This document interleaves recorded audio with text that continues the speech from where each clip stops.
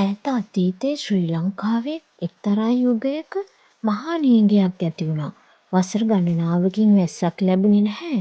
වැව් වේලිලා, ගස් කොළන් පර වෙලා මුළු රටම අඳුරු දූවිලින් වැහිලා තිබුණා.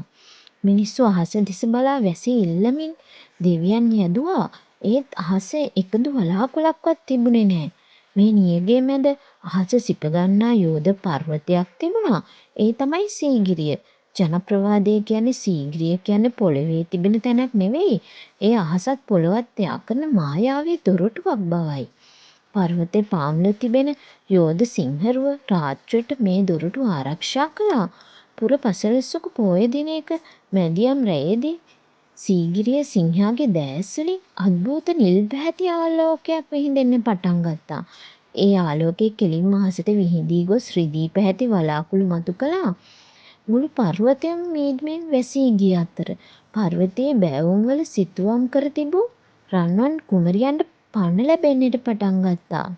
සිතුවම් වලින් මිදී අහසට පාවී යා දිව්‍ය අප්සරාවන් රටට ආශිර්වාද පතා වලාකුළු මත හිඳ පර්වතය වටා නර්තනයේ යෙදෙන්නට වුණා.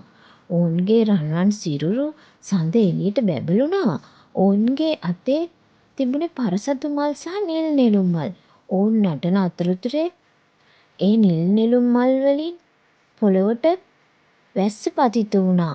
මේ අප්සරාවන් අතර සිටි ප්‍රධාන කුමරිය වියලී ගිය පොළොව දෙසට නිල් මානෙල් මල් වලින් වැහි බිංදු වට්ටවව්වා.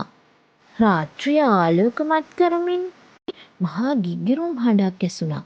වියලී ගිය පොළොව සිප ගනිමින් මහ වැසිය දැහැලෙන්න පටන් ගත්තා. මුළු රටම සශ්‍රීක වුණා. හිරු උදා වෙන්නට මොහොතකට පෙර වැස්ස නතර වුණා. අහස් කුමරියෝ සෙමින් පාවී ගොස් නැවත පර්වතයේ ගල් බිත්ති තුළටම ගොස් සිතුවම් බවට පත් වුණා. ඉතින් ඒ ආශ්චර්යය තවමත් ලොවට පවසමින් සීගිරි පර්වත මුදුනේහි ඔවුන් සිතුවම් බවට පත් වී නිහඬවම අප දෙස බලා සිටිනවා.